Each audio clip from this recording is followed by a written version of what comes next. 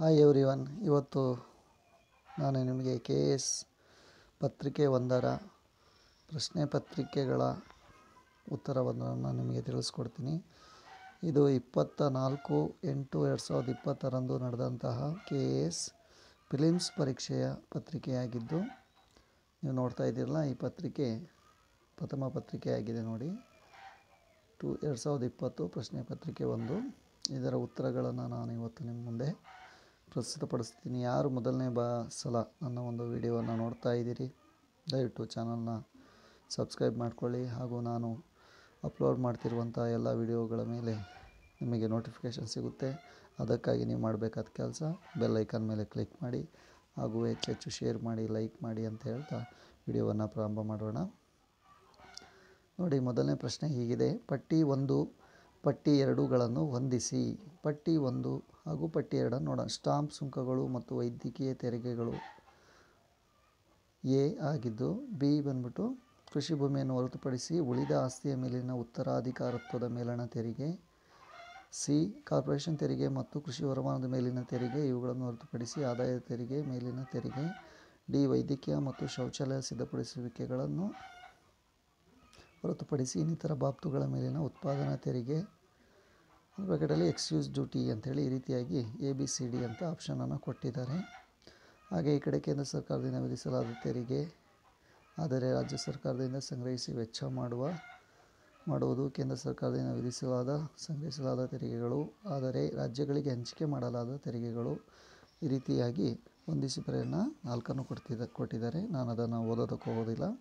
ಇದರ ಸರಿಯಾದ ಉತ್ತರ ಯಾವುದಪ್ಪ ಅಂದರೆ, ಸರಿಯಾದ ಉತ್ತರ ಆಪ್ಷನ್ 1. ಹೌದು, ಆಪ್ಷನ್ 1 ಸರಿಯಾದ ಉತ್ತರ ಇದಕ್ಕೆ. ಈಗ ಮುಂದಿನ ಪ್ರಶ್ನೆಗೆ ಹೋಗೋಣ, ಓಕೆನಾ. ಎರಡನೇ ಪ್ರಶ್ನೆ ಹೀಗಿದೆ: ಯಾವ ರಾಜ್ಯ ಕೇಂದ್ರಾಡಳಿತ ಪ್ರದೇಶವು ವಿದ್ಯಾರ್ಥಿಗಳಿಗೆ ಅಂಬೇಡ್ಕರ್ ಬೋಧನೆಗಳ ಕುರಿತು ಕಿರುಹೊತ್ತಿಗೆಯನ್ನು ಬಿಡುಗಡೆ ಮಾಡಿದೆ? ಸರಿಯಾದ ಉತ್ತರ ಯಾವುದಪ್ಪ ಅಂದರೆ ದೆಹಲಿ. ಸರಿಯಾದ ಉತ್ತರ ಯಾವುದು? ದೆಹಲಿ. ಮೂರನೇ ಪ್ರಶ್ನೆಗೆ ಹೋಗೋಣ. ಕೆಮ್ಟೆರೆಸಸ್ ನಿಕ್ಷೇಪ ಸಂಚಯನದಿಂದಾಗಿ ಉಂಟಾಗುತ್ತದೆ. ಯಾವುದು ಉಂಟಾಗುತ್ತೆ ಕೆಮ್ಟೆರೆಸಸ್ನಿಂದ ಅಂತ ಪ್ರಶ್ನೆ ಕೇಳಿದ್ದಾರೆ. ಮೂರನೇ ಪ್ರಶ್ನೆಗೆ ಸರಿಯಾದ ಉತ್ತರ ಯಾವುದಪ್ಪ ಅಂದರೆ ಕಣಿವೆ ಹಿಮನದಿ, ಓಕೆನಾ. ನಾಲ್ಕನೇ ಪ್ರಶ್ನೆಗೆ ಹೋಗೋಣ. ಈ ಕೆಳಗಿನ ಹೇಳಿಕೆಗಳಲ್ಲಿ ಯಾವ ಹೇಳಿಕೆಯು ಅಥವಾ ಗಳು ನಯನಾರ್ಗಳಿಗೆ ಸಂಬಂಧಿಸಿದ ಸರಿಯಾಗಿದೆ? ಇದಕ್ಕೆ ಕೇಳಲಾದಂಥ ಒಂದು ಪ್ರಶ್ನೆಗೆ ಅವರು ಸಂಗಮ ಕವಿಗಳಾಗಿದ್ದರು, ಅವರು ಶೈವ ಸಂತರಾಗಿದ್ದರು, ಈ ರೀತಿಯಾಗಿ ಆಪ್ಷನ್ ಕೊಟ್ಟಿದ್ದಾರೆ. ಸರಿಯಾದ ಉತ್ತರ ಬಂದುಬಿಟ್ಟು ನಾನು ನೇರವಾಗಿ ಹೇಳ್ಬಿಡ್ತೀನಿ. ಸರಿಯಾದ ಉತ್ತರ ಯಾವುದಪ್ಪ ಅಂದರೆ ಎ ಮತ್ತು ಸಿ ಮಾತ್ರ. ಯಾವುದದು? ಆಪ್ಷನ್ 2 ಎ ಮತ್ತು ಸಿ ಮಾತ್ರ, ಓಕೆನಾ. ಅಂದರೆ ಅವರು ಸಂಗಮ ಕವಿಗಳಾಗಿದ್ದರು, ಅವರು ಶೈವ ಸಂತರಾಗಿದ್ದರು ಅಂತ. ಹಾಗೆ ಕ್ವಶ್ಚನ್ ನಂಬರ್ 5 ನೋಡೋದಾದರೆ, ಕ್ವಶ್ಚನ್ ನಂಬರ್ 5, ಅಮೆರಿಕದ ರಾಷ್ಟ್ರೀಯ ವಿಜ್ಞಾನ ಪ್ರತಿಷ್ಠಾನಕ್ಕೆ ರಾವಿ ಈ ಕೆಳಗಿನ ಯಾರು ಇತ್ತೀಚೆಗೆ ನಿರ್ದೇಶಕರಾಗಿ ನೇಮಕವಾಗಿದ್ದಾರೆ?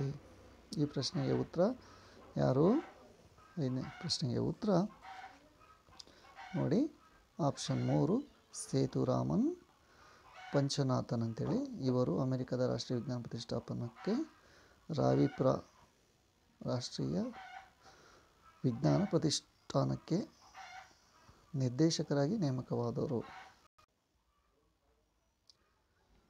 ನೋಡಿ, ಕ್ವಶ್ಚನ್ ನಂಬರ್ 6 ನೋಡ್ತಾ ಇದ್ದೀರಿ ನೀವು.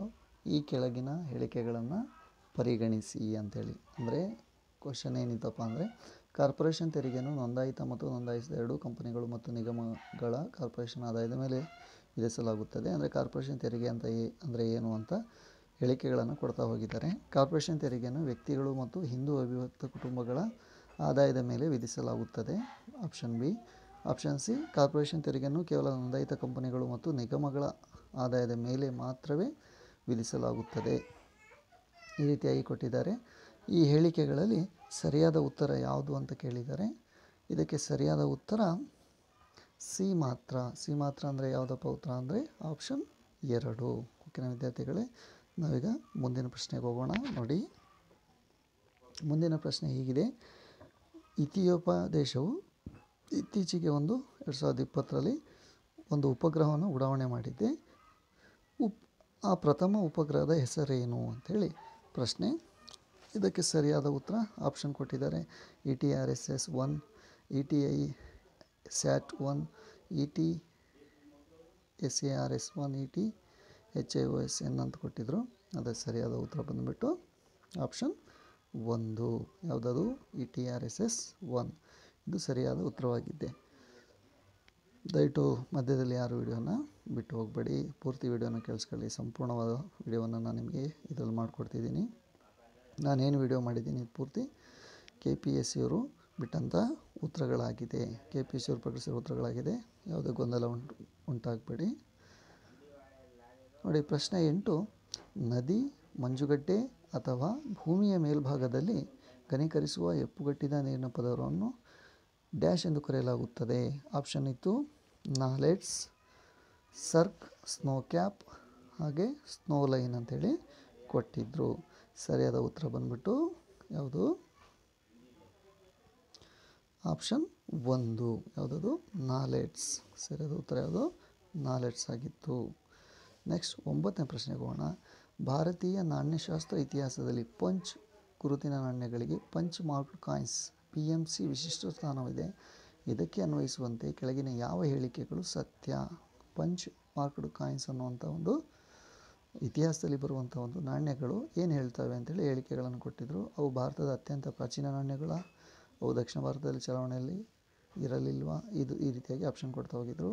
ನಾವು ಈ ನಾಣ್ಯಗಳು 1 ಅಥವಾ 2 ಮಗ್ಗಲುಗಳಲ್ಲಿ ಚಿಹ್ನೆಗಳನ್ನು ಗುರುತಿಸಬಹುದು.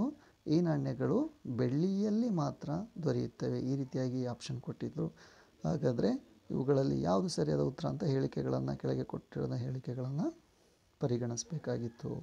ಸರಿಯಾದ ಉತ್ತರ ಯಾವುದಪ್ಪ ಅಂದರೆ, ಸರಿಯಾದ ಉತ್ತರ ಏನಾಗಿತ್ತು?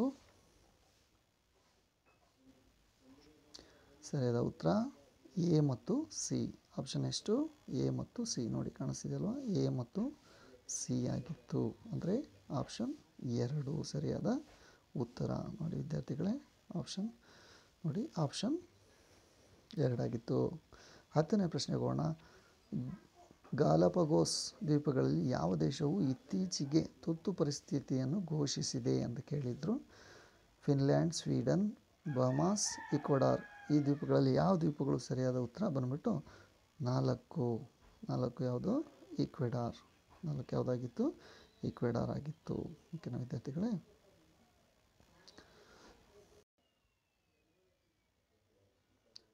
ನಾವು ಮುಂದಿನ ಪ್ರಶ್ನೆಗೆ ಬಂದಿದ್ದೀವಿ ವಿದ್ಯಾರ್ಥಿಗಳೇ. ಪ್ರಶ್ನೆ ಯಾವುದು ಅಂದರೆ 11ನೇದು. ನಿರ್ಭಯ ಸಾಮೂಹಿಕ ಅತ್ಯಾಚಾರ ಮತ್ತು ಕೊಲೆ ಪ್ರಕರಣದ ಅಪರಾಧಿಗಳು ಭಾರತದ ರಾಷ್ಟ್ರಪತಿಯವರಿಗೆ ಸಲ್ಲಿಸಿದ್ದ ಕ್ಷಮಾದಾನ ಅರ್ಜಿಯನ್ನು ರಾಷ್ಟ್ರಪತಿಯವರು ಶಿಕ್ಷೆ ಎಂದರೆ ಮರಣದಂಡನೆ, ಶಿಕ್ಷೆ ಎಂಬ ಸಂವಿಧಾನಾತ್ಮಕ ಉಪಬಂಧವನ್ನು ಉಪಯೋಗಿಸಿ ಸಂವಿಧಾನದ ಯಾವ ಅನುಚ್ಛೇದದ ಅನುಸಾರವಾಗಿ ತಿರಸ್ಕರಿಸಿದರು? ಆಯಿತಾ? ಸಂವಿಧಾನದ ಯಾವ ಅನುಚ್ಛೇದದ ಪ್ರಕಾರ ಶಿಕ್ಷೆಯನ್ನು ಅವರು ತಿರಸ್ಕರಿಸಿದರು, ಶಿಕ್ಷೆ ಎಂಬ ಪದವನ್ನು ಬಳಸಿದರು ಅಂತ ಕೇಳಿದರು. ಸರಿಯಾದ ಉತ್ತರ ಬಂದ್ಬಿಟ್ಟು 3, ಅನುಚ್ಛೇದ 72 ಭಾಗ 5. ಇದು ಉತ್ತರ ಆಗಿತ್ತು. ಯಾವುದು? ಇದು ರೈಟ್ ಆನ್ಸರ್ ಆಗಿತ್ತು. ಮುಂದಿನ ಪ್ರಶ್ನೆಗೆ ಹೋಗೋಣ. ಕೆಲಸ ಮಾಡಲು ಸಮರ್ಥವಾಗಿರುವ ಮತ್ತು ಬಯಸುವ ಎಲ್ಲರಿಗೂ ಸಾಕಷ್ಟು ಉದ್ಯೋಗಗಳನ್ನು ಸೃಷ್ಟಿಸುವಾಗ ಉತ್ಪಾದಕ ಸಾಮರ್ಥ್ಯದ ಅಸಮರ್ಪಕತೆಯೊಂದಿಗೆ ಸಂಬಂಧವುಳ್ಳ ನಿರುದ್ಯೋಗವು. ಇದು ಅರ್ಥಶಾಸ್ತ್ರದಲ್ಲಿ ಬಂದಂಥ ಪ್ರಶ್ನೆಗಳು, ಉದ್ಯೋಗದ ವಿಧಗಳು ಆಗಿದೆ ವಿದ್ಯಾರ್ಥಿಗಳೇ. ಇಲ್ಲಿ ಕೇಳಿದಂಥ ಪ್ರಶ್ನೆಯಲ್ಲಿ ಈ ಉದ್ಯೋಗವನ್ನು ಯಾವ ವಿಧದ ಉದ್ಯೋಗ ಎಂದು ಕರೆಯುತ್ತೇವೆ? ಘರ್ಷಣಾತ್ಮಕ ನಿರುದ್ಯೋಗನೋ, ಚಕ್ರೀಯ ಆವರ್ತಕ ನಿರುದ್ಯೋಗನೋ, ಅಥವಾ ರಚನಾತ್ಮಕ ನಿರುದ್ಯೋಗ ಅಂತಾರೋ, ಮುಕ್ತ ನಿರುದ್ಯೋಗ ಅಂತ ಕೇಳಿದರು. ಈ ರೀತಿಯಾಗಿ ಕೇಳಿದ್ರು. ಸರಿಯಾದ ಉತ್ತರ ಬಂದ್ಬಿಟ್ಟು ರಚನಾತ್ಮಕ ನಿರುದ್ಯೋಗ. ಯಾವ ಎಷ್ಟನೇ ಆಪ್ಷನು? ಆಪ್ಷನ್ 3, ರಚನಾತ್ಮಕ ನಿರುದ್ಯೋಗ. ಇದು ಸರಿಯಾದ ಉತ್ತರವಾಗಿತ್ತು. ಭಾರತೀಯ ಸಂವಿಧಾನವನ್ನು ಅರೆ ಒಕ್ಕೂಟ ಎಂದು ವರ್ಣಿಸಿದವರು ಯಾರು? ಇದು 13ನೇ ಪ್ರಶ್ನೆ. ಈ ಪ್ರಶ್ನೆಗೆ ಸರಿಯಾದ ಉತ್ತರ ಆಪ್ಷನ್ ಕೊಟ್ಟು ನೋಡೋಣ. First Jennings, KC Wheare, Morris Jones, doctor BR Ambedkar. ಈ ಆಪ್ಷನ್ ಕೊಟ್ಟಿದ್ದರು. ಸರಿಯಾದ ಉತ್ತರ ಯಾವುದಾಗಿತ್ತು? Option 2, KC ವೀಯರ್. ಹಾಗೆ 14ನೇ ಪ್ರಶ್ನೆ ನೋಡೋಣ. 2020ನೇ ಹವಾಮಾನ ಅಪಾಯ ಸೂಚ್ಯಾಂಕದಲ್ಲಿ ಭಾರತವು ಡ್ಯಾಶ್ ಸ್ಥಾನದಲ್ಲಿದೆ? ಎಷ್ಟನೇ ಸ್ಥಾನದಲ್ಲಿ ಭಾರತ 2020ನೇ ಹವಾಮಾನ ಅಪಾಯ ಸೂಚ್ಯಾಂಕದಲ್ಲಿ ಇತ್ತು ಅಂತೇಳಿ ಪ್ರಶ್ನೆ ಕೊಟ್ಟಿದ್ದರು. ಇದಕ್ಕೆ ಸರಿಯಾದ ಉತ್ತರ ಆಪ್ಷನ್ 4 ಆಗಿತ್ತು. ಎಷ್ಟನೇ ಸ್ಥಾನ ಹಾಗಾದರೆ? 5ನೇ ಸ್ಥಾನ ಆಗಿತ್ತು. ಕ್ವಶನ್ ನಂಬರ್ 15 ಕೋಣ ವಿದ್ಯಾರ್ಥಿಗಳೇ, ಜೆಲಿಕ್ಸನ್ ರವರಿಂದ ಮುಂದಿಸಲ್ಪಟ್ಟ ವಲಸೆ ಸಂಕ್ರಮಣ ಸಿದ್ಧಾಂತವು the migration transition theory dash ಆಧಾರದ ಮೇಲಿದೆ ಅಂತೇಳಿ ಕೇಳಿದರು. ಇದು ಆಪ್ಷನ್ ಕೊಡ್ತಾ ಹೋಗಿದ್ರು. ಜನಸಂಖ್ಯಾಶಾಸ್ತ್ರ ಸಂಕ್ರಮಣ ಮಾದರಿ, ಇದನ್ನು ಡೆಮೋಗ್ರಫಿಕ್ ನ್ಯಾಷನಲ್ ಟ್ರಾನ್ಸಿಷನ್ ಮಾಡೆಲ್, ವೆಬರ್ಸ್ನ ಅತ್ಯಲ್ಪ ಬೆಲೆ ಸಿದ್ಧಾಂತ, ವೆಬರ್ಸ್ನ ಲೀಸ್ಟ್ ಕಾಸ್ಟ್ ಥಿಯರಿ, ರೆಸ್ಟೋವ್ನ ಅಭಿವೃದ್ಧಿ ಸಿದ್ಧಾಂತ, ರೆಸ್ಟೋವ್ನ ಡೆವಲಪ್ಮೆಂಟ್ ಥಿಯರಿ, ಮ್ಯಾಕಿಡರ್ನ ಹಾರ್ಟ್ಲ್ಯಾಂಡ್ ಥಿಯರಿ. ಈ ರೀತಿಯಾಗಿ ಆಪ್ಷನ್ ಕೊಟ್ಟಿದ್ದರು. ಇದಕ್ಕೆ ಸರಿಯಾದ ಉತ್ತರ ಆಪ್ಷನ್ 1 ಆಗಿತ್ತು. ಜನಸಂಖ್ಯಾಶಾಸ್ತ್ರ ಸಂಕ್ರಮಣ ಮಾದರಿ, ಡೆಮೋಗ್ರಫಿಕ್ ಟ್ರಾನ್ಸಿಷನ್ ಮಾಡೆಲ್. ಎಷ್ಟನೇದು? 1ನೇದು. 16ನೇ ಪ್ರಶ್ನೆ ಹೋಗೋಣ. ಹಿಂದೂ ಪ್ರತಿಮಾಶಾಸ್ತ್ರದ ಪ್ರಕಾರ ಚತುರ್ವಿಶಂತಿ ಮೂರ್ತಿ ಎಂಬ ಪದವು ಈ ಕೆಳಗಿನ ಯಾವ ಹೇಳಿಕೆಯನ್ನು ಸೂಚಿಸುತ್ತದೆ? ಆಪ್ಷನ್ ಕೊಟ್ಟಿದ್ದರು. ಚತುರ್ವಿಶಂತಿ ಮೂರ್ತಿ ಅಂದರೆ ಯಾವ ಹೇಳಿಕೆಗೆ ಸೂಚಿಸುತ್ತೆ? ಕೃಷ್ಣಲೀಲೆಗೆ ಸಂಬಂಧಿಸಿದ ಕಥೆಗಳನ್ನು ತೋರಿಸುವ ದೃಶ್ಯಾವಳಿಗಳು, ಅಸುರ ಸಂಹಾರ ಮಾಡುತ್ತಿರುವ ದೇವತೆಗಳ ಶಿಲಾಕೃತಿಗಳು, ಶಿವನ ರೌದ್ರಾವತಾರ ಪ್ರದರ್ಶಿಸುವ ಸಂಹಾರ ಮೂರ್ತಿ ರೂಪದ ಶಿವ, ವಿಷ್ಣುವಿನ 4 ಹಸ್ತಗಳಲ್ಲಿ ಇರುವ ಲಾಂಛನಗಳ ಆಧಾರದ ಮೇಲೆ ವಿಷ್ಣುವಿನ ರೂಪಗಳನ್ನು ಗುರುತಿಸುವುದು. ಈ ರೀತಿಯಾಗಿ ಕೊಟ್ಟಿದ್ದರು. ಇದಕ್ಕೆ ಸರಿಯಾದ ಉತ್ತರ ಯಾವುದಾಗಿತ್ತು? ಆಪ್ಷನ್ 4. ವಿಷ್ಣುವಿನ 4 ಹಸ್ತಗಳಲ್ಲಿ ಇರುವ ಲಾಂಛನಗಳ ಆಧಾರದ ಮೇಲೆ ವಿಷ್ಣುವಿನ ರೂಪಗಳನ್ನು ಗುರುತಿಸುವುದು. ಈ ರೀತಿ ಆಗಿತ್ತು. ನಾವು ಮುಂದಿನ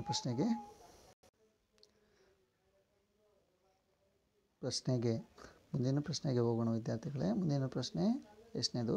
17ನೇದು. ಪ್ರಶ್ನೆ ಹೀಗಿದೆ: ಭಾರತೀಯ ನೌಕಾಪಡೆ ನಿಶ್ಚಿತಗೊಳಿಸಿದ ವಿಂಗ್ ಡಾರ್ನಿಯರ್ ಕಣ್ಗಾವಲು ವಾಯುನೌಕೆಯನ್ನು ಹಾರಿಸಲು ಕೊಚ್ಚಿಯಲ್ಲಿನ ನೌಕಾ ಕಾರ್ಯಾಚರಣೆಗೆ ಇತ್ತೀಚೆಗೆ ಸೇರಿದ ಭಾರತೀಯ ನೌಕಾದಳದ ಪ್ರಥಮ ಮಹಿಳಾ ಪೈಲಟ್ ಯಾರು?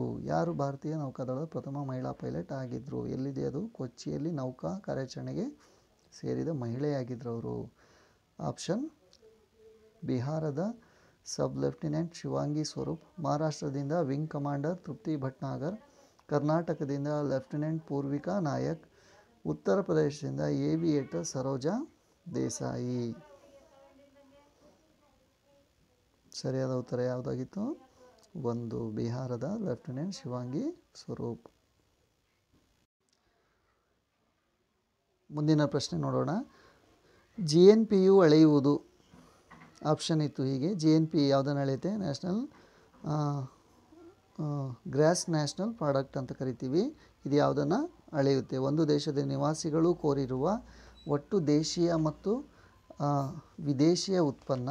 ಎರಡನೇದು, ಒಂದು ದೇಶದ ನಿವಾಸಿಗಳು ಕೋರಿರುವ ಒಟ್ಟು ದೇಶೀಯ ಉತ್ಪನ್ನ. ಮೂರನೇ ಆಪ್ಷನು, ಒಂದು ದೇಶದ ನಿವಾಸಿಗಳು ಕೋರಿರುವ ಒಟ್ಟು ವಿದೇಶಿಯ ಉತ್ಪನ್ನ. ನಾಲ್ಕನೇ ಆಪ್ಷನು ಮೇಲಿನ ಯಾವುದೂ ಅಲ್ಲ ಅಂತ ಕೊಟ್ಟಿದ್ದರು. ಹಾಗಾದರೆ ಸರಿಯಾದ ಉತ್ತರ ಯಾವುದಾಗಿತ್ತು? 1. ಯಾವುದು? ಒಂದು ದೇಶದ ಆಪ್ಷನ್ 1, ಒಂದು ದೇಶದ ನಿವಾಸಿಗಳು ಕೋರಿರುವ ಒಟ್ಟು ದೇಶೀಯ ಮತ್ತು ವಿದೇಶಿಯ ಉತ್ಪನ್ನ. ಇದು ಸರಿಯಾದ ಉತ್ತರವಾಗಿತ್ತು. ಹಾಗೆ 19ನೇ ಪ್ರಶ್ನೆ: ಭಾರತದ ಅಟಾರ್ನಿ ಜನರಲನ್ನು ಯಾರು ನೇಮಿಸುತ್ತಾರೆ? ಇದು KSಲ್ಲಿ ಪ್ರಿಲಿಮ್ಸಲ್ಲಿ ಕೇಳಿದಂಥ ತುಂಬಾ ಈಸಿ ಪ್ರಶ್ನೆ ಆಗಿತ್ತಿದು. ಇದರ ಉತ್ತರ ಯಾವುದು? ಆಪ್ಷನ್ 3. ಭಾರತದ ಅಟಾರ್ನಿ ಜನರಲನ್ನು ನೇಮಕ ಮಾಡೋರು ಯಾರು? ರಾಷ್ಟ್ರಪತಿಗಳು. ಮುಂದಿನ ಪ್ರಶ್ನೆಗೆ ಹೋಗೋಣ. Question number 20. ವಿದೇಶಾಂಗ ವ್ಯವಹಾರಗಳ ಸಚಿವಾಲಯ 2019ರಲ್ಲಿ ವಲಸೆ ಮಸೂದೆಯನ್ನು ಪ್ರಸ್ತಾಪಿಸಿದ್ದು, ಇದು ಪ್ರಚಲಿತದಲ್ಲಿರುವ ಈ ಕೆಳಗಿನ ಯಾವ ಕಾಯ್ದೆಯನ್ನು ಬದಲಿಸುವುದು? ಯಾವ ಕಾಯ್ದೆಯನ್ನು ಬದಲಾವಣೆಗೆ ತರುವ ಉದ್ದೇಶದಿಂದ ಈ ಒಂದು ಕಾಯ್ದೆಯನ್ನು, ವಲಸೆ ಕಾಯ್ದೆಯನ್ನು ಜಾರಿಗೆ ತರಲಾಗಿತ್ತು ಅಂತ ಕೇಳಿದರು.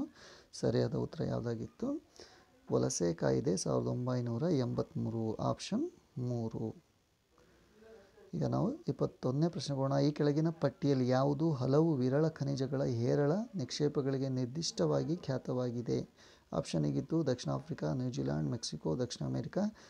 ಇದು ಕೂಡ ತುಂಬ ಈಸಿ ಪ್ರಶ್ನೆ ಆಗಿತ್ತು. ಸರಿಯಾದ ಉತ್ತರ ದಕ್ಷಿಣ ಅಮೆರಿಕ. ಮುಂದಿನ ಪ್ರಶ್ನೆಗೆ ಹೋಗೋಣ. ಈ ಕೆಳಗಿನವುಗಳಲ್ಲಿ ಯಾವುವು? 22ನೇ ಪ್ರಶ್ನೆ ಇದು. ಇಂಡೋ ಗ್ರೀಕ್ ಮತ್ತು ಕುಶಾನ ದೊರೆಗಳು ಹೊರಡಿಸಿದ ನಾಣ್ಯಗಳಲ್ಲಿ ಸಾಮಾನ್ಯವಾದ ಅಂಶಗಳಾಗಿವೆ. ಇಂಡೋ ಗ್ರೀಕ್ ಮತ್ತು ಕುಶಾನರು ದೊರೆಗಳು ಹೊರಡಿಸಿದ ನಾಣ್ಯಗಳಲ್ಲಿ ಸಾಮಾನ್ಯವಾದ ಅಂಶಗಳು ಯಾವುವು ಅಂತ ಪ್ರಶ್ನೆ ಕೇಳಿದರು. ಗ್ರೀಕ್ ಮತ್ತು ಭಾರತೀಯ ದೇವತೆಗಳ ಪ್ರತಿಮೆಗಳು, ದ್ವೈಭಾಷಿಕ ನಾಣ್ಯಗಳು, ಆಪ್ಷನ್ ಸಿ ಚಿನ್ನ ಮತ್ತು ತಾಮ್ರದ ಬಳಕೆ, ಆಪ್ಷನ್ ಡಿ ರಾಜರ ಚಿತ್ರಗಳು, ರಾಜರ ಪ್ರತಿಮಾ ಶಿಲ್ಪಗಳು ಅಂತೇಳಿ ಕೊಟ್ಟಿದ್ದರು. ಇದಕ್ಕೆ ಹೇಳಿಕೆಗಳನ್ನು ಕೊಡಲಾಗಿತ್ತು. ಅಂದರೆ ಹೇಳಿಕೆ ಅಂದರೆ ಆಪ್ಷನ್ ಕೊಟ್ಟಿದ್ದರು. ಒಂದನೇ ಆಪ್ಷನ್ ಡಿ ಮಾತ್ರ, ಬಿ ಮತ್ತು ಡಿ ಮಾತ್ರ ಎರಡನೇ ಆಪ್ಷನ್, ಮೂರನೇದು ಎ ಬಿ ಡಿ, ನಾಲ್ಕನೇದು ಎ ಸಿ ಡಿ ಅಂಥೇಳಿ ಈ ರೀತಿಯಾಗಿ ಆಪ್ಷನ್ ಕೊಟ್ಟಿದ್ದರು. ಯಾವುದು ಸರಿ ಅಂಥೇಳಿ ಅವರು ಕೇಳಿದರು. ಸರಿಯಾದ ಉತ್ತರ ಯಾವುದಾಗಿತ್ತು? ಎ ಬಿ ಮತ್ತು ಡಿ. ಹಾಗಾದರೆ ಆಪ್ಷನ್ ಯಾವುದು? ಆಪ್ಷನ್ 3 ಸರಿಯಾದ ಉತ್ತರ ಆಗಿತ್ತು. 23ನೇ ಪ್ರಶ್ನೆ, ಕೇಂದ್ರ ಗ್ರಾಹಕ ಸಂರಕ್ಷಣಾ ಪ್ರಾಧಿಕಾರವನ್ನು ಸ್ಥಾಪಿಸುವುದಾಗಿ ಇತ್ತೀಚೆಗೆ ಯಾವ ಸಚಿವಾಲಯವು ಘೋಷಿಸಿತು? ಆಪ್ಷನ್ ಇತ್ತು. ಒಂದನೇದು ಕೃಷಿ ಮತ್ತು ರೈತರ ಕಲ್ಯಾಣ ಸಚಿವಾಲಯ, ಆಪ್ಷನ್ 2 ಹಣಕಾಸು ಸಚಿವಾಲಯ, ಆಪ್ಷನ್ 3 ಗ್ರಾಹಕ ವ್ಯವಹಾರಗಳ ಹಾಗೂ ಆಹಾರ ಮತ್ತು ಸಾರ್ವಜನಿಕ ವಿತರಣಾ ಸಚಿವಾಲಯ, ನಾಲ್ಕನೇದು ಆಹಾರ ಸಂಸ್ಕರಣಾ ಕೈಗಾರಿಕಾ ಸಚಿವಾಲಯ. ಈ ರೀತಿ ಕೊಟ್ಟಿದ್ದರು. ಸರಿಯಾದ ಉತ್ತರವಾಗಿತ್ತು ಯಾವುದು? ಆಪ್ಷನ್ 3 ಗ್ರಾಹಕ ವ್ಯವಹಾರಗಳ ಆಹಾರ ಮತ್ತು ಸಾರ್ವಜನಿಕ ವಿತರಣೆ ಸಚಿವಾಲಯ. ಆಪ್ಷನ್ 3 ಸರಿಯಾದ ಉತ್ತರವಾಗಿತ್ತು. 24ನೇದು, ಕೆಳಕಂಡವುಗಳಲ್ಲಿ ಯಾವುದು ತೆರಿಗೆಯೇತರ ಆದಾಯವಲ್ಲ? ಇಷ್ಟು ಆಪ್ಷನ್ ಕೊಟ್ಟಿದ್ದರು. ಬಡ್ಡಿ ತೆರಿಗೆ, ಲಾಭಾಂಶಗಳು ಅಂದರೆ ಡಿವಿಡೆಂಟ್ಗಳು ಮತ್ತು ಲಾಭಗಳು, ಆಪ್ಷನ್ 3 ಬಾಹ್ಯ ಅನುದಾನಗಳು, ಆಪ್ಷನ್ 4 ಬಡ್ಡಿ ಸ್ವೀಕೃತಿಗಳು ಅಥವಾ ಗಳಿಕೆಗಳು. ಈ ರೀತಿ ಕೊಟ್ಟಿದ್ದರು. ಸರಿಯಾದ ಉತ್ತರ ಯಾವುದಾಗಿತ್ತು? ಬಡ್ಡಿ ತೆರಿಗೆ. ಆಪ್ಷನ್ 1 ಸರಿಯಾದ ಉತ್ತರವಾಗಿತ್ತು. 25ನೇ ಪ್ರಶ್ನೆಗೆ ಹೋಗ್ತಿದ್ದೀವಿ. ಉದಾರವಾದಿ ರಾಜಕೀಯ ಪಕ್ಷಗಳ ಗುರಿ ಡ್ಯಾಶ್ ಆಗಿರುತ್ತದೆ? ಉದಾರವಾದ ರಾಜಕೀಯ ಪಕ್ಷಗಳು ಅವುಗಳ ಗುರಿ ಏನಾಗಿರುತ್ತೆ? ಆ ಪಕ್ಷಗಳ ಗುರಿ ಅಂತೇಳಿ ಪ್ರಶ್ನೆ ಕೇಳಿದರು. ಅಸ್ತಿತ್ವದಲ್ಲಿರುವ ಸಂಸ್ಥೆಗಳ ಸುಧಾರಣೆ, ಆಪ್ಷನ್ 1 ಅದು. ಆಪ್ಷನ್ 2 ಅಸ್ತಿತ್ವದಲ್ಲಿರುವ ಸಂಸ್ಥೆಗಳನ್ನು ಕಿತ್ತೆಸೆದು ಹೊಸ ವ್ಯವಸ್ಥೆಯನ್ನು ಸ್ಥಾಪಿಸುವುದು, ಆಪ್ಷನ್ 3 ಯಥಾಸ್ಥಿತಿಯಲ್ಲಿ ನಂಬಿಕೆ ನೀಡುವುದು, ಆಪ್ಷನ್ 4 ಹಳೆಯ ಸಮಾಜೋ ಆರ್ಥಿಕ ಮತ್ತು ರಾಜಕೀಯ ಸಂಸ್ಥೆಗಳಿಗೆ ಜೋತು ಬೀಳುವುದು. ಇದರಲ್ಲಿ ಸರಿಯಾದ ಉತ್ತರವಾಗಿತ್ತು ಅಸ್ತಿತ್ವದಲ್ಲಿ ಇರುವ ಸಂಸ್ಥೆಗಳ ಸುಧಾರಣೆ, ಆಪ್ಷನ್ 1. ನಾವು 26ನೇ ಪ್ರಶ್ನೆಗೆ ಹೋಗ್ತಿದ್ದೀವಿ. ಜೈಡ್ ಋತುಮಾನದಲ್ಲಿ ಬೆಳೆಯುವ ಒಂದು ಬೆಳೆ. ಬೇಸಿಗೆ ಕಾಲ ಹಾಗೂ ಮಳೆಗಾಲ ಎರಡೂ ಋತುಗಳ ಮಧ್ಯದ ಅವಧಿಯಲ್ಲಿ ಬೆಳೆಯುವಂಥ ಬೆಳೆ ಇದಾಗಿದೆ. ಯಾವುದಾಗಿತ್ತು ಸರಿಯಾದ ಉತ್ತರ? ಆಪ್ಷನ್ 1 ಕಲ್ಲಂಗಡಿ. ಆಪ್ಷನ್ 1 ಆಗಿತ್ತು ಕಲ್ಲಂಗಡಿ. ಈಗ ನಾವು 27ನೇ ಪ್ರಶ್ನೆಗೆ ಹೋಗ್ತಿದ್ದೀವಿ. ಅಲಹಾಬಾದ್ ಸ್ತಂಭ ಶಾಸನವು ಸಮುದ್ರಗುಪ್ತನ ದಿಗ್ವಿಜಯಗಳಿಗೆ ಹೆಸರಾಗಿದೆ. ಇದಕ್ಕೆ ಸಂಬಂಧಿಸಿದಂತೆ ಈ ಕೆಳಗಿನ ಯಾವ ಹೇಳಿಕೆಗಳು ಸರಿಯಾಗಿವೆ? ಅಲಹಾಬಾದ್ ಸ್ತಂಭ ಶಾಸನದ ಸಮುದ್ರಗುಪ್ತನ ದಿಗ್ವಿಜಯಗಳಿಗೆ ಹೆಸರಾಗಿದ್ದು ಇವು ಏನಕ್ಕೆ ಸಂಬಂಧಿಸಿದ್ದಾವೆ? ಇಲ್ಲಿರೋ ಹೇಳಿಕೆಗಳು ಏನಕ್ಕೆ ಸಂಬಂಧಿಸಿದೆ ಅಂದರೆ ಇವು ಅಲಹಾಬಾದ್ ಸ್ತಂಭ ಶಾಸನದಲ್ಲಿ ಇರ್ಬೋದು. ಇದೆ ಅಂತ ಅನ್ಕೊಳ್ಳೋಣ. ಇದೆ ಅನಿಸುತ್ತೆ. ಅವನು ಕಾಮರೂಪ, ತಾಟ ಮುಂತಾದ ಗಡಿ ರಾಜರುಗಳ ವಿನಯಪೂರ್ವಕವಾಗಿ ಗೌರವ ಸಲ್ಲಿಸಿ ಕಪ್ಪ ಕಾಣಿಕೆಗಳನ್ನು ಅವನಿಗೆ ನೀಡುವಂತೆ ಮಾಡಿದನು. ಇದು ಅಲಹಾಬಾದ್ ಸ್ತಂಭ ಶಾಸನದಲ್ಲಿರುವಂಥ ಹೇಳಿಕೆಗಳು. ಶಕರನ್ನು ಮತ್ತು ಮರುಂಡರನ್ನು ಯುದ್ಧದಿಂದ ಹೊರಹಾಕಿದನು. ಇದು ಆಪ್ಷನ್ ಬಿ. ಆಪ್ಷನ್ ಸಿ ಪಾಲಕ್ಕ, ಕೊಟ್ಟೂರು ಹಾಗೂ ಅವಮುಕ್ತದ ರಾಜರನ್ನು ಸೋಲಿಸಿ ಸೆರೆ ಹಿಡಿದು ನಂತರ ಬಿಡುಗಡೆ ಮಾಡಿದನು.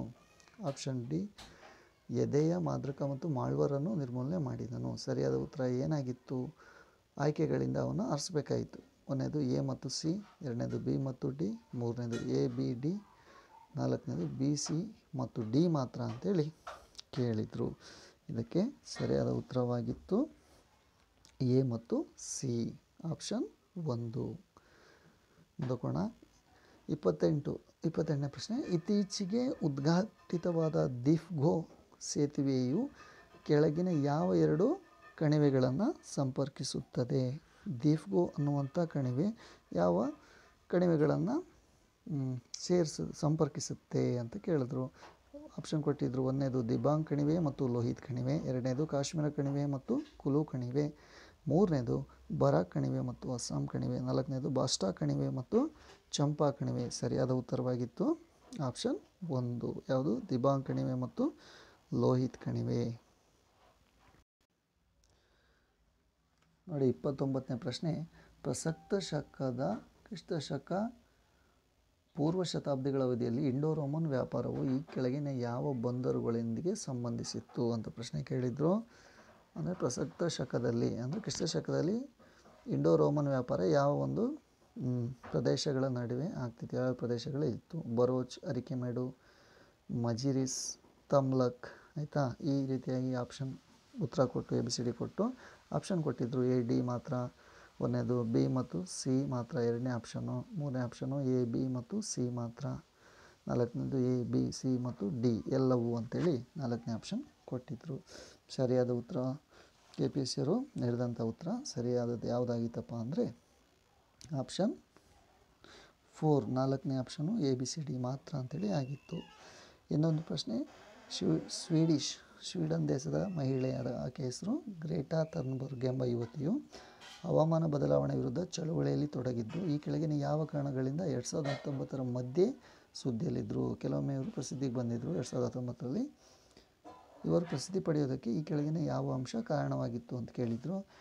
ಯಾಕೆ? ರೈಟ್ ಲೈವ್ಲಿಹುಡ್ ಪ್ರಶಸ್ತಿ ಗಳಿಸಿದ್ದಕ್ಕೂ 2019ರ ಎರಡನೇ ಆಪ್ಷನ್ನು 2019 ನೊಬೆಲ್ ಪ್ರಶಸ್ತಿ ಪಡೆದಿದ್ದಕ್ಕಾಗ, ಮೂರನೇ ಆಪ್ಷನ್ 2019ರ ರಾಮನ್ ಮ್ಯಾಗ್ಸೆಸೆ ಪ್ರಶಸ್ತಿ ಗಳಿಸಿದ್ದಕ್ಕಾಗಿ, ನಾಲ್ಕನೇ ಆಪ್ಷನ್ ಯಾವುದು ಅಲ್ಲ. ಸರಿಯಾದ ಉತ್ತರವಾಗಿತ್ತು ಯಾವುದು?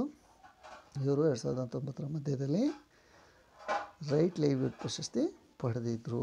ಆಪ್ಷನ್ 1 ಆಗಿತ್ತು. ಮುಂದಕ್ಕೆ ಹೋಗೋಣ ವಿದ್ಯಾರ್ಥಿಗಳೇ. ಫ್ರೆಂಡ್ಸ್, ಮುಂದಿನ ಪ್ರಶ್ನೆ 31ನೇದು. ಕರ್ನಾಟಕದ ಈ ಕೆಳಗಿನ ಯಾವ ಜಿಲ್ಲೆಯು ಈಶಾನ್ಯ ಸಂಕ್ರಮಣ ವಲಯದಲ್ಲಿ ಸ್ಥಿತವಾಗಿದೆ? ಈಶಾನ್ಯ ಸಂಕ್ರಮಣ ವಲಯದಲ್ಲಿ ಸ್ಥಿತವಾಗಿರುವ ಜಿಲ್ಲೆಗಳು ಯಾವುದು ಅಂತ ಕೇಳಿದರು. ಒಂದನೇ ಆಪ್ಷನ್ ಕಲಬುರ್ಗಿ ಮತ್ತು ಯಾದಗಿರಿ, ಎರಡನೇ ಆಪ್ಷನ್ ಬೀದರ್ ಮತ್ತು ಕಲಬುರ್ಗಿ, ಮೂರನೇ ಆಪ್ಷನ್ ಯಾದಗಿರಿ ರಾಯಚೂರು, ನಾಲ್ಕನೇ ಆಪ್ಷನ್ ರಾಯಚೂರು ಮತ್ತು ಬೀದರ್ ಆಗಿತ್ತು. ಹಾಗಾದರೆ ಸರಿಯಾದ ಉತ್ತರ ಯಾವುದಾಗಿತ್ತು? ಆಪ್ಷನ್ 2. ಏನಿತ್ತು ಆಪ್ಷನ್ 2? ಆಪ್ಷನ್ 2 ಬಂದುಬಿಟ್ಟು ಆಪ್ಷನ್ 2 ಬೀದರ್ ಮತ್ತು ಕಲಬುರ್ಗಿ. ಬೀದರ್ ಮತ್ತು ಕಲಬುರ್ಗಿ ಸರಿಯಾದ ಉತ್ತರವಾಗಿತ್ತು. ಮುಂದಿನ ಪ್ರಶ್ನೆಗೆ ಹೋಗೋಣ. ಮುಂದಿನ ಪ್ರಶ್ನೆ ಹೀಗಿದೆ. ಪ್ರಶ್ನೆ 32ನೇದು. ಇತ್ತೀಚೆಗೆ ಕೇಂದ್ರ ಸರ್ಕಾರವು ಸಿಂಡಿಕೇಟ್ ಬ್ಯಾಂಕನ್ನು ಕೆನರಾ ಬ್ಯಾಂಕಿನೊಂದಿಗೆ ಮತ್ತು ಕಾರ್ಪೊರೇಷನ್ ಬ್ಯಾಂಕನ್ನು ಯೂನಿಯನ್ ಬ್ಯಾಂಕ್ ಆಫ್ ಇಂಡಿಯಾದೊಂದಿಗೆ ವಿಲೀನಗೊಳಿಸುವಿಕೆಯನ್ನು ಪ್ರಕಟಿಸಿತು. ಈ ಹಿನ್ನೆಲೆಯಲ್ಲಿ ಕೆಳಗಿನ ಯಾವ ಹೇಳಿಕೆ ಸರಿಯಾಗಿಲ್ಲ? ಕೆಲವು ಬ್ಯಾಂಕುಗಳ ವಿಲೀನ ಪ್ರಕ್ರಿಯೆ ನಡೀತು 2019-20ರಲ್ಲಿ. ಆವಾಗಿನ ಹೇಳಿಕೆಗಳನ್ನು ಗಮನಿಸಬೇಕು. ಯಾವುದು ಸರಿಯಾಗಿಲ್ಲ ಅಂತ ಕೇಳಿದರು. 3 ಸರಿ ಇದೆ, ಅದರಲ್ಲಿ ಯಾವುದೋ ಒಂದು ತಪ್ಪಾಗಿದೆ ಅಂತೇಳಿ ಹೇಳಿದ್ರು. ಆಪ್ಷನ್ ಕೊಟ್ಟಿದ್ದರು. ಒಂದನೇದು ಕಾರ್ಪೊರೇಷನ್ ಬ್ಯಾಂಕ್ ಉಡುಪಿಯಲ್ಲಿ ಸ್ಥಾಪಿತವಾಗಿತ್ತು. ಆಪ್ಷನ್ 2 ಅಮ್ಮೆಂಬಳ ಸುಬ್ಬರಾವ್ ಪೈರವರ ನೇತೃತ್ವದಡಿ ಕೆನರಾ ಬ್ಯಾಂಕ್ ಸ್ಥಾಪನೆಯಾಯಿತು. ಎಲ್ಲ 4 ಬ್ಯಾಂಕ್ಗಳು ಕರ್ನಾಟಕದಲ್ಲಿ ಸ್ಥಾಪನೆಯಾದವು. ಕಾರ್ಪೊರೇಷನ್ ಬ್ಯಾಂಕ್ನ ಸಂಸ್ಥಾಪಕ ಖಾನ್ ಬಹದ್ದೂರ್ ಹಾಜಿ ಅಬ್ದುಲ್ಲಾ ಹಾಜಿ ಕಾಸಿಂ ಸಾಹೇಬ್ ಬಹದ್ದೂರ್, ಇವರು ಕಾರ್ಪೊರೇಷನ್ ಬ್ಯಾಂಕ್ನ ಸಂಸ್ಥಾಪಕರು ಅಂತೇಳಿ 4 ಆಪ್ಷನ್ ಕೊಟ್ಟಿದ್ದರು. ಯಾವ ಹೇಳಿಕೆ ಸರಿಯಾಗಿಲ್ಲ ಅನ್ನೋದಕ್ಕೆ ಉತ್ತರವಾಗಿತ್ತು ಆಪ್ಷನ್ 3. ಎಲ್ಲ 4 ಬ್ಯಾಂಕುಗಳು ಕರ್ನಾಟಕದಲ್ಲಿ ಸ್ಥಾಪನೆಯಾದವು. ಇವು ಎಲ್ಲ 4 ಬ್ಯಾಂಕುಗಳು ಕರ್ನಾಟಕದಲ್ಲಿ ಸ್ಥಾಪನೆ ಆಗಿರಲಿಲ್ಲ. ಪ್ರಶ್ನೆ 33ಕ್ಕೆ ಹೋಗೋಣ. ಮುಕ್ತ ಮಾರುಕಟ್ಟೆ ಕಾರ್ಯಾಚರಣೆಯು ಡ್ಯಾಶ್ಗೆ ಸಂಬಂಧಿಸಿದೆ. ಮುಕ್ತ ಮಾರುಕಟ್ಟೆ ಕಾರ್ಯಾಚರಣೆ ಇದೆಯಲ್ಲ, ಯಾವುದಕ್ಕೆ ಸಂಬಂಧಿಸಿದೆ ಇದು ಮುಕ್ತ ಮಾರುಕಟ್ಟೆ ಕಾರ್ಯಾಚರಣೆ? ಆಪ್ಷನ್ ವಾಣಿಜ್ಯ ಬ್ಯಾಂಕುಗಳಿಂದ ಸರ್ಕಾರಿ ಬಾಂಡುಗಳ ಮಾರುವಿಕೆ ಅಥವಾ ಕೊಳ್ಳುವಿಕೆಯ RBIನ ಪ್ರಕ್ರಿಯೆ, ಸರ್ಕಾರಿ ಬಾಂಡುಗಳ ಮಾರುವಿಕೆ ಅಥವಾ ಕೊಳ್ಳುವಿಕೆಯ ಸೆಬಿಯ ಕ್ರಿಯೆಗೆ, ಮುಕ್ತ ಮಾರುಕಟ್ಟೆಯಲ್ಲಿ ಉತ್ಪನ್ನಗಳನ್ನು ಕೊಳ್ಳುವಿಕೆ ಮತ್ತು ಮಾರುವಿಕೆಗೆ ಮೇಲಿನ ಯಾವುದು ಅಲ್ಲ ಅಂತೇಳಿ 4ನೇ ಆಪ್ಷನ್ ಕೊಟ್ಟಿದ್ರು. ಸರಿಯಾದ ಉತ್ತರವಾಗಿತ್ತು ಯಾವುದು? ಆಪ್ಷನ್ 1. ಆಪ್ಷನ್ 1 ಏನು? ವಾಣಿಜ್ಯ ಬ್ಯಾಂಕುಗಳಿಂದ ಸರ್ಕಾರಿ ಬಾಂಡುಗಳ ಮಾರುವಿಕೆ ಅಥವಾ ಕೊಳ್ಳುವಿಕೆಯು RBIನ ಕ್ರಿಯೆಗೆ ಸಂಬಂಧಿಸಿದೆ. ಈ ರೀತಿಯಾಗಿ ಉತ್ತರವಾಗಿತ್ತು. 34ನೇ ಪ್ರಶ್ನೆ. ರಾಷ್ಟ್ರೀಯ ಅಭಿವೃದ್ಧಿ ಮಂಡಳಿಯನ್ನು ಡ್ಯಾಶ್ ಅಂದು ಸ್ಥಾಪಿಸಲಾಯಿತು. ರಾಷ್ಟ್ರೀಯ ಅಭಿವೃದ್ಧಿ ಮಂಡಳಿ ಎಷ್ಟರಲ್ಲಿ ಸ್ಥಾಪನೆ ಆಗಿತ್ತು? ನೇರ ಪ್ರಶ್ನೆ ಆಗಿತ್ತು. ಮಾರ್ಚ್ 1952 ಮೊದಲನೇ ಆಪ್ಷನ್, ಜೂನ್ 1952 ಎರಡನೇ ಆಪ್ಷನ್, ಮೂರನೇ ಆಪ್ಷನ್ನು ಆಗಸ್ಟ್ 1952, ಅಕ್ಟೋಬರ್ 1952 ನಾಲ್ಕನೇ ಆಪ್ಷನ್ ಆಗಿತ್ತು. ಸರಿಯಾದ ಉತ್ತರ ಯಾವುದಾಗಿತ್ತು? ಆಗಸ್ಟ್ 1952. ಯಾವುದದು? ಆಪ್ಷನ್ 3. ಆಪ್ಷನ್ 3 ಸರಿಯಾದ ಉತ್ತರವಾಗಿತ್ತು.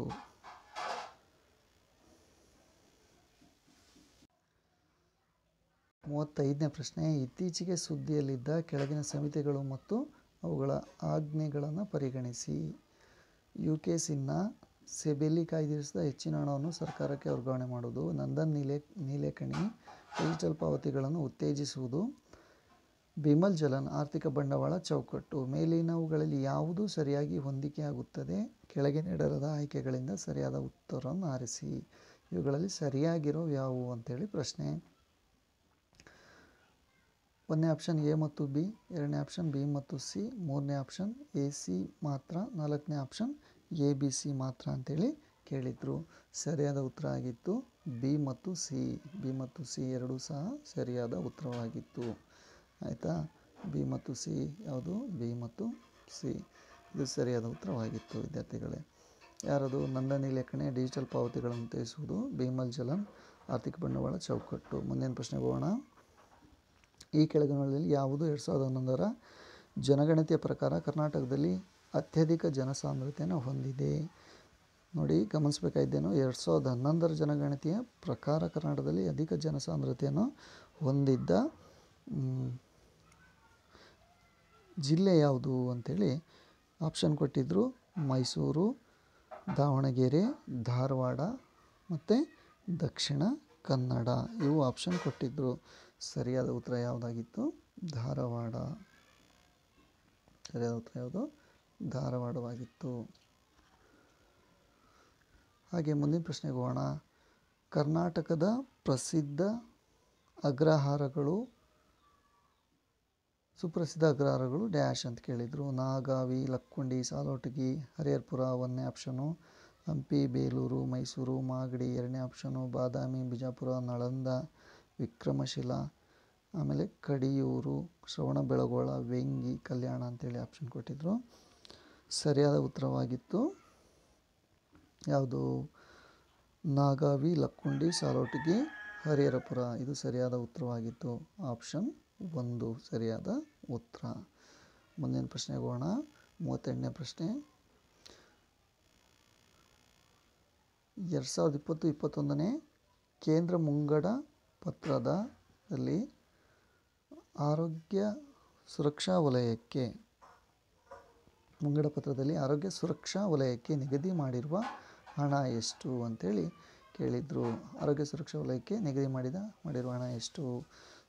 69,000, 79,000, 59,000, 89,000 ಕೋಟಿಗಳಲ್ಲಿ. ಸರಿಯಾದ ಉತ್ತರವಾಗಿತ್ತು 69,000 ಕೋಟಿಗಳು. ಇದು ಸರಿಯಾದ ಉತ್ತರವಾಗಿತ್ತು. ಆಪ್ಷನ್ 1 ಸರಿಯಾದ ಉತ್ತರ. 39ನೇ ಪ್ರಶ್ನೆ, ಈ ಕೆಳಗಿನ ಯಾವ ಜೋಡಿ ಸರಿಯಾಗಿ ಹೊಂದಾಣಿಕೆಯಾಗಿರುವುದಿಲ್ಲ? 4 ಆಪ್ಷನ್ ಕೊಟ್ಟವ್ರೆ.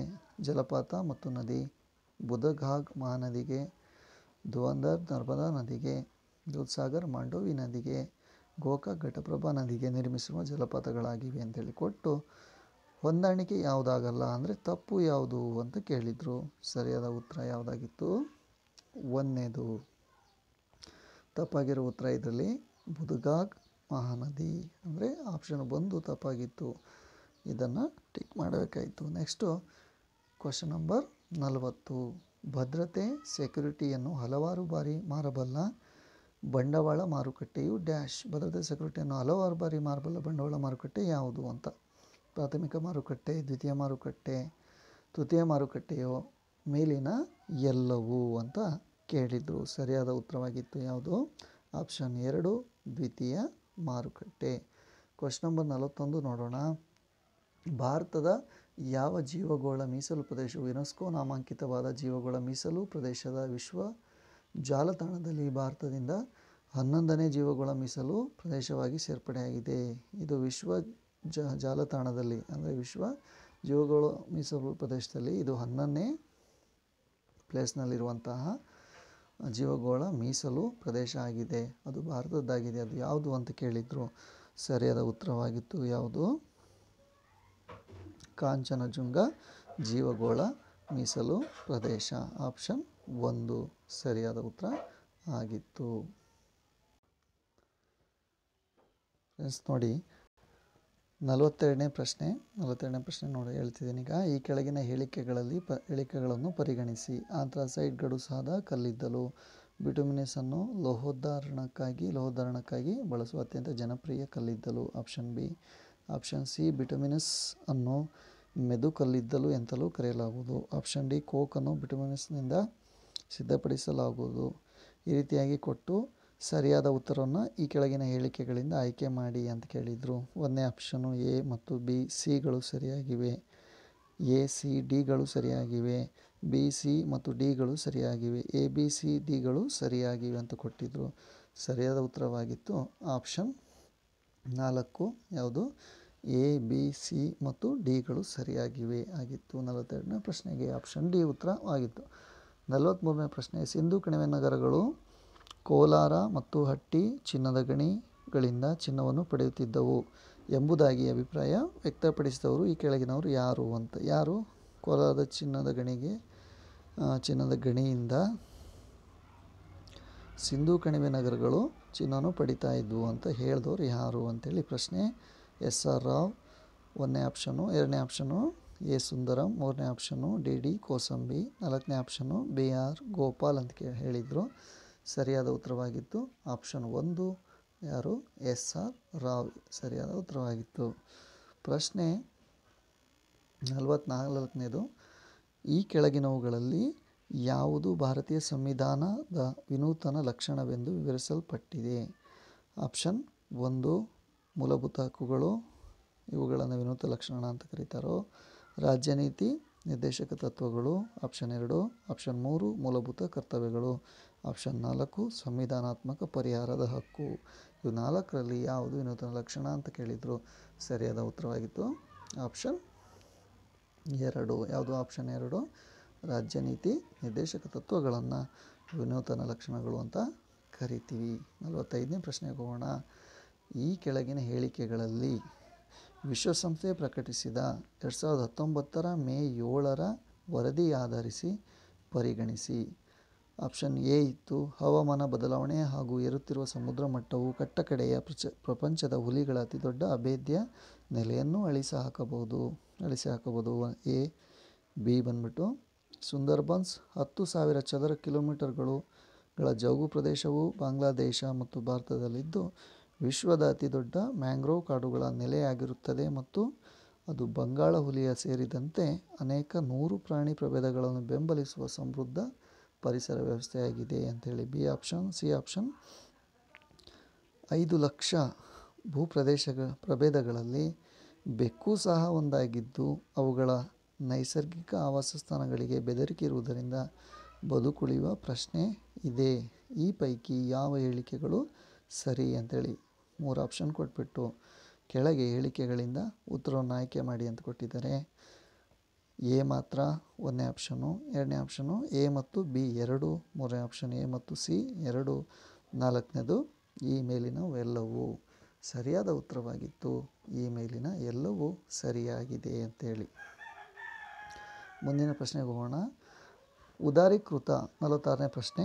ಉದಾರೀಕೃತ ವಿನಿಮಯ ದರ ನಿರ್ವಹಣಾ ವ್ಯವಸ್ಥೆಯನ್ನು, ಇದನ್ನು ಇಂಗ್ಲೀಷ್ನಲ್ಲಿ LERMS ಅಂತ ಕರೀತಾರೆ, ಇದು ಎಷ್ಟರಲ್ಲಿ ಸ್ಥಾಪಿಸಲಾಯಿತು ಅಂತ ಕೇಳಿದರು. ಅಂದರೆ ಉದಾರೀಕೃತ ವಿನಿಮಯ ದರ ನಿರ್ವಹಣಾ ವ್ಯವಸ್ಥೆ ಏಪ್ರಿಲ್ 1991, ಏಪ್ರಿಲ್ 1993, ಮಾರ್ಚ್ 1992, ಏಪ್ರಿಲ್ 1995. ಸರಿಯಾದ ಉತ್ತರವಾಗಿತ್ತು ಆಪ್ಷನ್ 3 ಮಾರ್ಚ್ 1992. 47ನೇ ಪ್ರಶ್ನೆ. ಗಂಗಾ ನದಿಯ ಗಂಗೆ ಮತ್ತು ಅದರ ಉಪನದಿಗಳನ್ನು ಒಳಗೊಂಡಂತೆ ಮಾಲಿನ್ಯ ತಡೆಯುವಿಕೆ ಮತ್ತು ಪುನರುಜ್ಜೀವಿಕೆಗೊಳಿಸುವ ಮೇಲ್ವಿಚಾರಣೆಯ ಸಂಪೂರ್ಣ ಹೊಣೆಯನ್ನು ನಿರ್ವಹಿಸುವ ಉದ್ದೇಶಕ್ಕಾಗಿ ರಾಷ್ಟ್ರೀಯ ಗಂಗಾ ಮಂಡಳಿ ಅಥವಾ ಗಂಗಾ ನದಿಯ ಪುನರುಜ್ಜೀವನ, ಸಂರಕ್ಷಣೆ ಮತ್ತು ನಿರ್ವಹಣೆಯ ರಾಷ್ಟ್ರೀಯ ಮಂಡಳಿಯನ್ನು ಸ್ಥಾಪಿಸಲಾಯಿತು. ಈ ಕೆಳಗಿನ ಪ್ರಶ್ನೆಗಳಿಗೆ ಸರಿ ಉತ್ತರವನ್ನು ಆಯ್ಕೆ ಮಾಡಿ ಅಂತ ಕೊಟ್ಟಿದ್ರು. ಇಷ್ಟೇ ಹೇಳಿಕೆ ಕೊಟ್ಬಿಟ್ಟು, ಇಷ್ಟು ಡೆಫಿನೇಷನ್ ಕೊಟ್ಬಿಟ್ಟು ರಾಷ್ಟ್ರೀಯ ಗಂಗಾ ಮಂಡಳಿಯು ಯಾವ ವರ್ಷ ರಚಿತವಾಯಿತು? ರಾಷ್ಟ್ರೀಯ ಗಂಗಾ ಮಂಡಳಿಯಿಂದ ಯಾವ ನಿಕಾಯವು ಬದಲಾಯಿಸಲ್ಪಟ್ಟಿತು? ಗಂಗಾ ನದಿಯ ಮೇಲಣ ಸಬಲೀಕರಣ ಕಾರ್ಯಪಡೆಯ ETF ಅಧ್ಯಕ್ಷರು ಯಾರು? ಇವೆಲ್ಲವೂ ಸರಿ ಬರೋ ಹಾಗೆ, ಇವೆಲ್ಲ ಆಪ್ಷನ್ಗಳು ಸರಿ ಬರೋ ಹಾಗೆ ಈ ಕೆಳಗಿನ ಆಪ್ಷನ್ಗಳು ಸರಿಯಾದ ಉತ್ತರವನ್ನು ಕಂಡುಹಿಡಬೇಕಾಯಿತು. ಮತ್ತೆ ಒಂದನೇ ಆಪ್ಷನು 2009 ರಾಷ್ಟ್ರೀಯ ಗಂಗಾ ನದಿ ಜಲಾನಯನ ಕಾಯ್ದೆ NGRBA ಗಂಗಾ ನದಿ ಜಲಾನಯನವನ್ನು ಒಳಗೊಳ್ಳುವ ರಾಜ್ಯಗಳ ಮುಖ್ಯಮಂತ್ರಿಗಳು. ಆಪ್ಷನ್ 2 2013 ಗಂಗಾ ನದಿ ಯೋಜನೆ ಉನ್ನತ ಅಧಿಕಾರ ಸಮಿತಿ GRPHPC ಪರಿಸರ ಪ್ರವಾಸೋದ್ಯಮ ಮತ್ತು ವಾಯುಗುಣ ಬದಲಾವಣೆ ಕೇಂದ್ರ ಸಚಿವರು. ಮೂರನೇ ಆಪ್ಷನು 2016 ರಾಷ್ಟ್ರೀಯ ಗಂಗಾ ನದಿ ಜಲಾನಯನ ಪ್ರಾಧಿಕಾರ NGRBA ಜಲಶಕ್ತಿಯ ಕೇಂದ್ರ ಸಚಿವರು. 2018 ರಾಷ್ಟ್ರೀಯ ಗಂಗಾ ನದಿ ನಿಯೋಗ NGRGM ಪ್ರಧಾನಮಂತ್ರಿ. ಏನಪ್ಪ ಇವು ಹಿಂಗೆ ಓದ್ಬಿಟ್ನಲ್ಲ ಅನ್ಕೋಬೇಡ್ರಿ. 2018 ರಾಷ್ಟ್ರೀಯ ಗಂಗಾ ನದಿ ನಿಯೋಗ ಏನು ಎ ಪ್ರಶ್ನೆ ಒಂದು ಮೇಲ್ಗಡೆ ಎ ಇತ್ತಲ್ಲ, ಇಲ್ಲಿ ಎ ಪ್ರಶ್ನೆಗೆ ಅದು ಆ ರೀತಿಯಾಗಿ ರಾಷ್ಟ್ರೀಯ ಗಂಗಾ ಮಂಡಳಿ ಯಾವ ವರ್ಷ ರಚಿತವಾಯಿತು ಅಂದರೆ 2018 ರಾಷ್ಟ್ರೀಯ ಗಂಗಾ ನದಿ 2018 ಅಂತ ಬರುತ್ತೆ. ಯಾವ ಮಂಡಳಿ ಅಂದರೆ ರಾಷ್ಟ್ರೀಯ ಗಂಗಾ ನದಿ ನಿಯೋಗ. ಹಾಗೆ ಗಂಗಾ ನದಿಯ ಮೇಲಿನ ಸಬಲೀಕರಣ ಕಾರ್ಯಪಡೆಯ ETF ಅಧ್ಯಕ್ಷರು ಯಾರು ಅಂದರೆ ಪ್ರಧಾನಮಂತ್ರಿ ಆಗಿದ್ದರು. ಇದು ಆನ್ಸರ್ ಅಲ್ಲ, ನಾನು ಹೇಳಿದ್ದು ಈಗ ಸರಿಯಾದ ಉತ್ತರವಾಗಿತ್ತು. 2016 ರಾಷ್ಟ್ರೀಯ ಗಂಗಾ ನದಿ ಜಲಾನಯನ ಪ್ರಾಧಿಕಾರ 2016ರಲ್ಲಿ ರಚನೆಯಾದ ಜಲಶಕ್ತಿಯ ಕೇಂದ್ರ ಸಚಿವರು ಅಂತಾಗಿತ್ತಲ್ಲ, ಜಲಶಕ್ತಿಯ ಕೇಂದ್ರ ಸಚಿವರು. ಆಪ್ಷನ್ 3 ಸರಿಯಾದ ಉತ್ತರ ಆಗಿತ್ತು. ಇದು ರೈಟ್ ಆನ್ಸರ್. ಓಕೆನಾ. 48ನೇ ಪ್ರಶ್ನೆ ಹೀಗಿದೆ.